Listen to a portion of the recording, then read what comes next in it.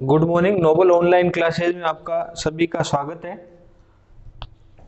Twelfth में अपन नया chapter शुरू कर रहे हैं, पाठ संख्या 3, वैद्युत रसायन।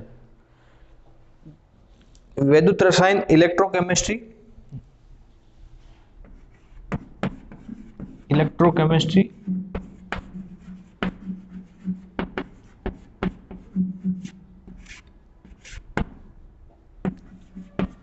ब्रांच है रसायन विज्ञान की। रसायन विज्ञान की वह शाखा जिसमें विद्युत ऊर्जा को रासायनिक ऊर्जा में तथा रासायनिक ऊर्जा को विद्युत ऊर्जा में रूपांतरण का अध्ययन किया जाता है। विद्युत ऊर्जा को रासायनिक ऊर्जा में, विद्युत ऊर्जा को रासायनिक ऊर्जा में तथा रासायनिक ऊर्जा को विद्युत ऊर्जा में रूपांतरण का अध्ययन किया जाता है। रसायन विज्ञान की वह शाखा वैद्युत रासायनिक कहलाती है। ठीक है, सिंपल परिभाषा है।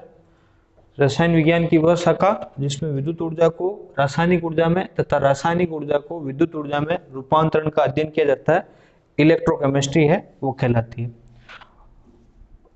अब जो ये कार्य करता है तो उस यंत्र को सेल कहते हैं। वह वैद्युत रासायनिक उपकरण, वह विद्युत रासायनिक उपकरण, विद्युत रासायनिक उपकरण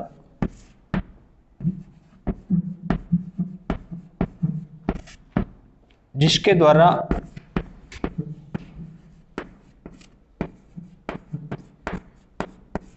वह विद्युत रासायनिक उपकरण जिसके द्वारा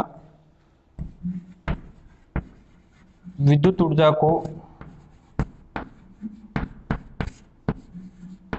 रासायनिक ऊर्जा में,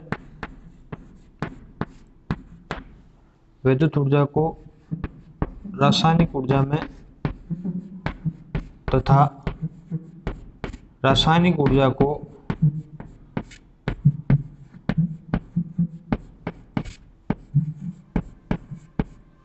विद्युत ऊर्जा को रासायनिक ऊर्जा में तथा रासायनिक ऊर्जा को विद्युत ऊर्जा में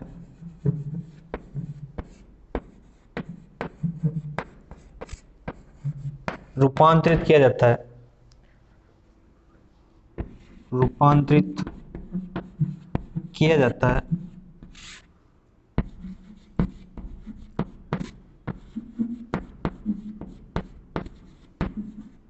सेल कहलाता है।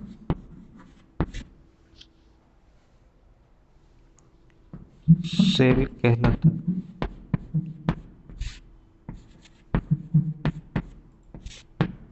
वह विद्युत रासायनिक उपकरण जिसके द्वारा विद्युत ऊर्जा को रासायनिक ऊर्जा में तथा रासायनिक ऊर्जा को विद्युत ऊर्जा में रूपांतरित किया जाता है, सेल कहलाता है। ठीक है, ये सेल की परिभाषा हो गई।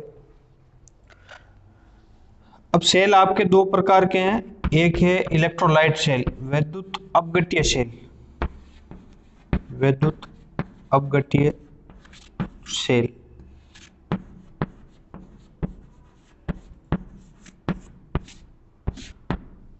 वह विद्युत रासायनिक सेल, वह सेल जिसके द्वारा विद्युत ऊर्जा को रासायनिक ऊर्जा में परिवर्तित किया जाता है, इलेक्ट्रोलाइट सेल कहलाता है। विद्युत ऊर्जा को रासायनिक ऊर्जा में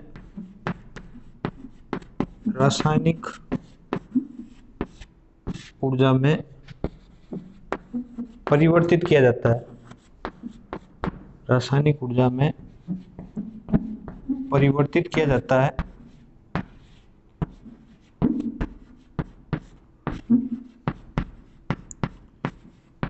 इलेक्ट्रोलाइट सेल विद्युत अपघट्य सेल कहलाता है। विद्युत ऊर्जा होगी उसको रासायनिक ऊर्जा में कन्वर्ट किया जाता है। इलेक्ट्रोलाइट सेल का कार्य है ये, विद्युत ऊर्जा को रासायनिक ऊर्जा में परिवर्तित किया जाता है।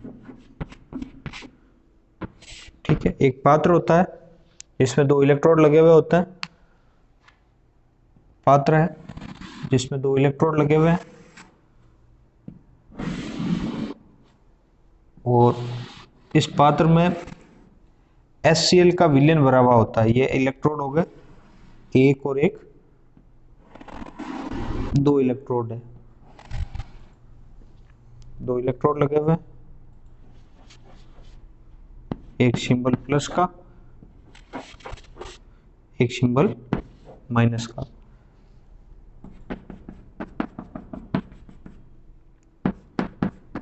HCl है, उसका विलयन भरा हुआ है।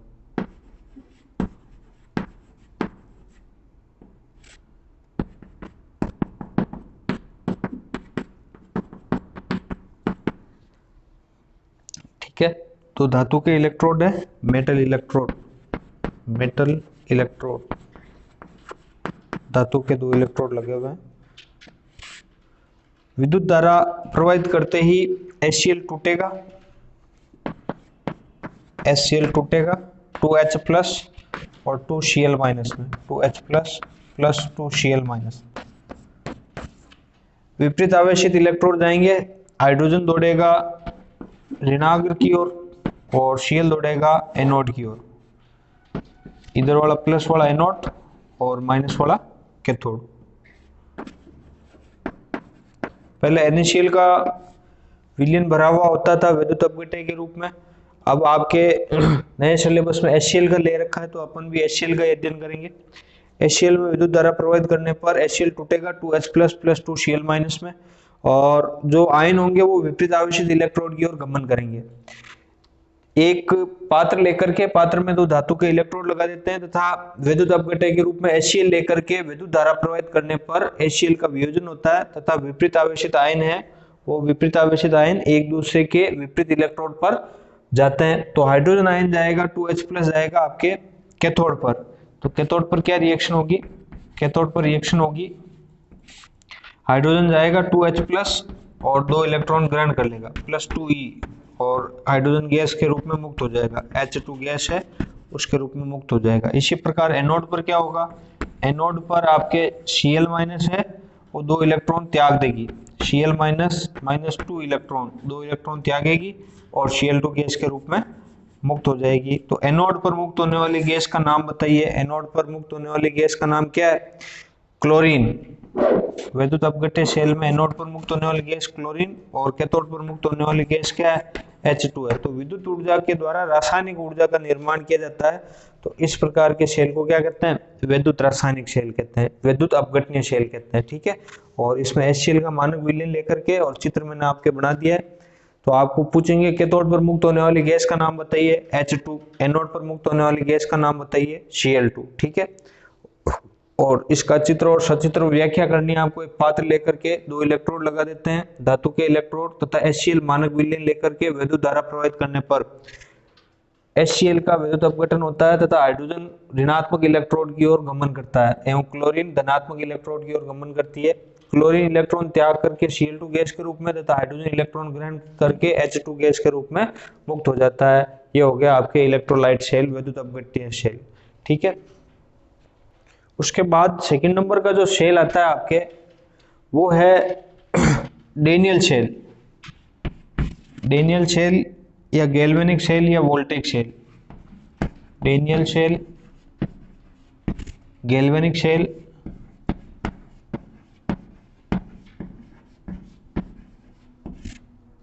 या वोल्टेक सेल। डेनियल एवं वोल्टन तो इसकी खोज की थी, जिसे विद्युत रासायनिक सेल भी कहता है। विद्युत रासायनिक सेल, विद्युत अपघटनीय नहीं होकर ये विद्युत रासायनिक सेल है, विद्युत रासायनिक सेल। ठीक है, तो इसके 3-4 नाम है, ध्यान रखना आपको। इस सेल में एक पात्र होता है, पात्र में 2 इलेक्ट्रोड लगे हुए होते हैं।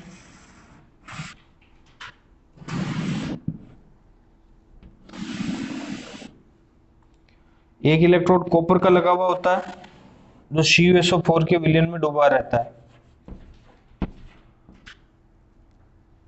पहला इलेक्ट्रोड है वो Zn का लेंगे एनोड के रूप में, जिससे कि छड़ है वो ZnSO4 विलयन में डूबी रहती है। इसी प्रकार पात्र के मध्य एक और सरंध्र पात्र होता है, डॉटेड लाइन के द्वारा सरंध्र पात्र को व्यक्त करेंगे। सरंध्र पात्र होता है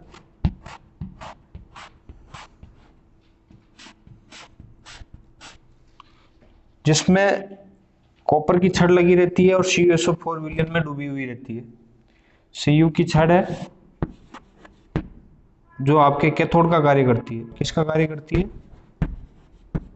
कैथोड का कार्य करती है। और CuSO4 विलयन है उसमें डूबी रहती है, CuSO4 विलयन में डूबी रहती है।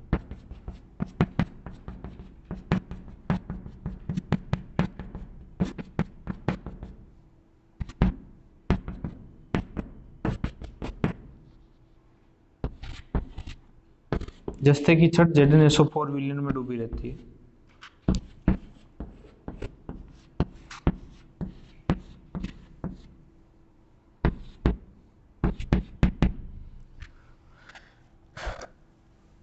दोनों इलेक्ट्रोड को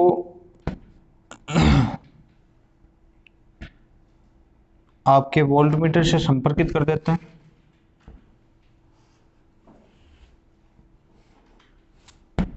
एनोड से इलेक्ट्रॉन का प्रवाह कैथोड की ओर होता है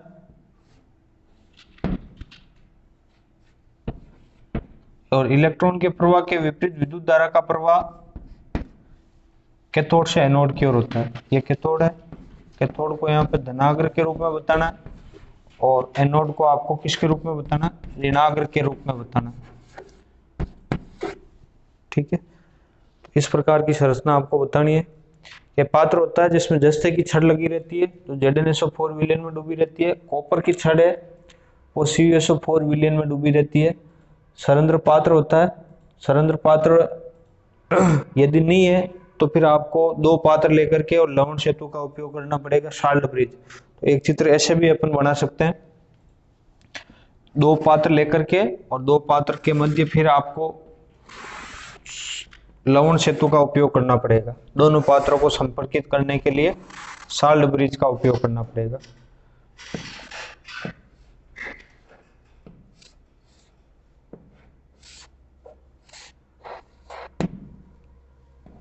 साल्ट ब्रिज,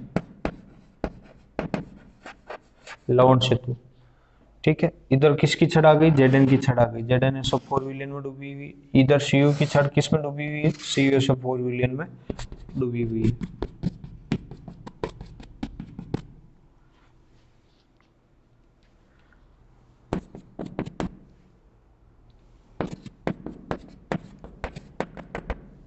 दोनों को किससे संपर्कित कर देंगे? वोल्टमीटर से संपर्कित कर देंगे। एनोड से इलेक्ट्रॉन का प्रवाह कैथोड की ओर होगा और इलेक्ट्रॉन के प्रवाह के विपरीत विद्युत धारा का प्रवाह कैथोड से एनोड की ओर होगा। ये भी चित्र बना सकते हो आप और ये भी बना सकते हो, दोनों में से एक बनाना आपको। कैथोड को सिंबल किसके रूप में करेंगे? कैथोड को सिंबल धनाग्र के रूप में करेंगे। एनोड को सिंबल किसके रूप में करेंगे? एनोड को सिंबल आपके ऋणाग्र के रूप में करेंगे। ठीक है, जो साल्ट ब्रिज है, लवण सेतु, वो ग्रेसिलेरिया शैवाल का बना हुआ होता है। किसका बना होता है? ग्रेसिलेरिया, ग्रेसिलेरिया शैवाल है उसका बना हुआ होता है।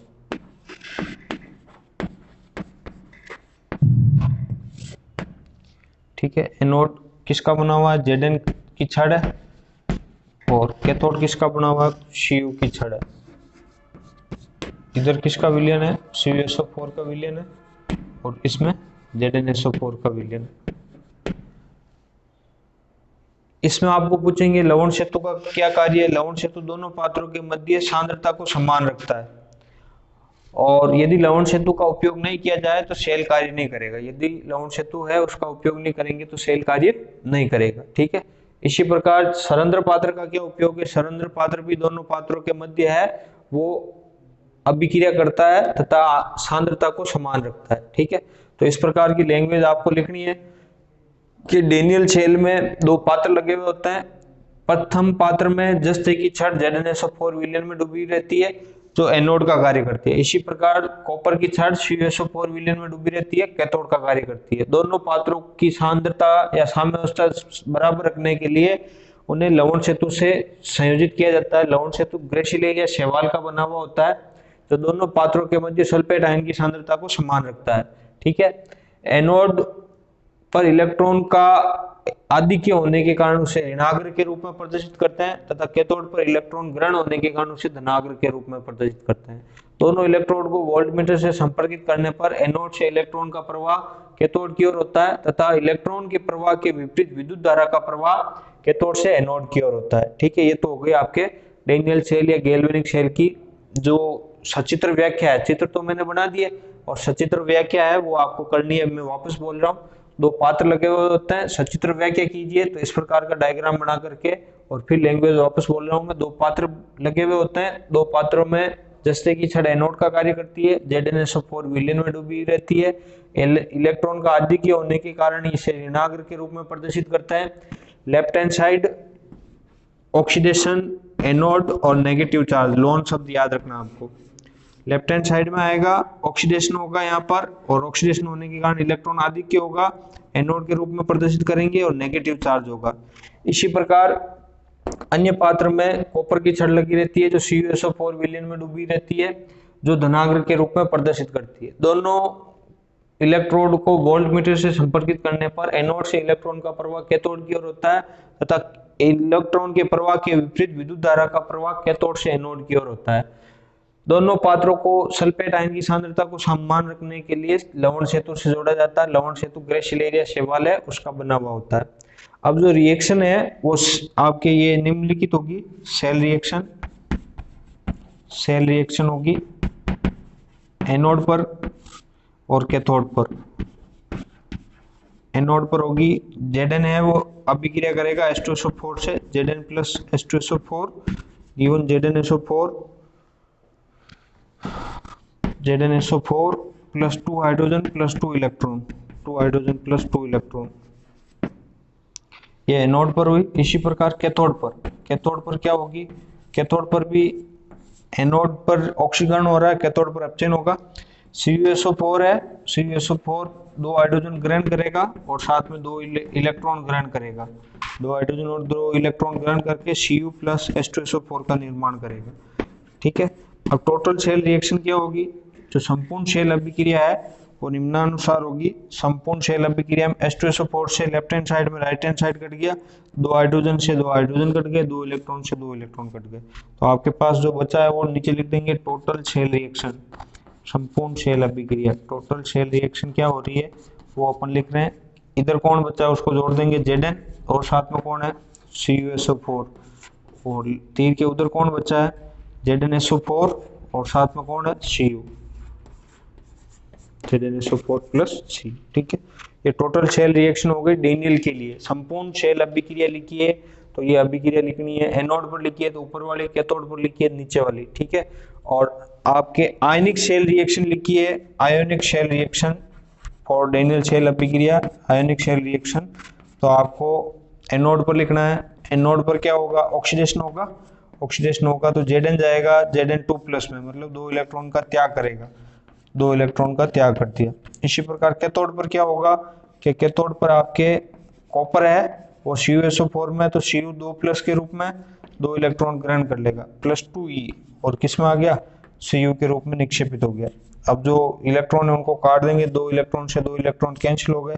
टोटल सेल रिएक्शन क्या होगी, Zn plus Cu2 plus, Zn plus Cu2 plus, तो उधर कौन बचा Zn2 plus plus Cu, Zn2 plus plus Cu।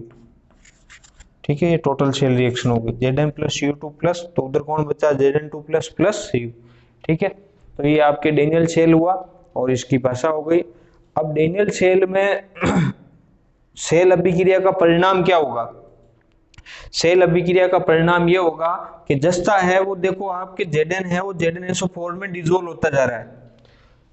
Cell अभिक्रिया का परिणाम लिखिए, तो सेल अभिक्रिया का परिणाम आपको ये लिखना है कि जस्ता है वो ZnSO4 से अभिक्रिया करके और गुलित होता जाएगा तथा ZnSO4 विलयन है उसका निर्माण कर लेगा, ZnSO4 विलयन है उसका निर्माण कर लेगा। इसी प्रकार कॉपर सल्फेट में से कॉपर आयन है वो हाइड्रोजन ग्रहण करके कॉपर के रूप में निक्षेपित होते जा रहे हैं। CuSO4 है वो हाइड्रोजन ग्रहण करके और Cu के रूप में निक्षेपित होता जा रहा है, अतः कॉपर की छड़ मोटी होती जाएगी। सेल अभिक्रिया का परिणाम के फलस्वरूप Zn है वो धीरे धीरे घुलता जाएगा और एनोड की छड़ पतली होती जाएगी तथा कॉपर की छड़ CuSO4 कॉपर के ऊपर निक्षेपित होने के कारण कॉपर की छड़ मोटी होती जाएगी। इस शब्द को आप याद रखना, वापस ही आगे काम आएंगे आपके।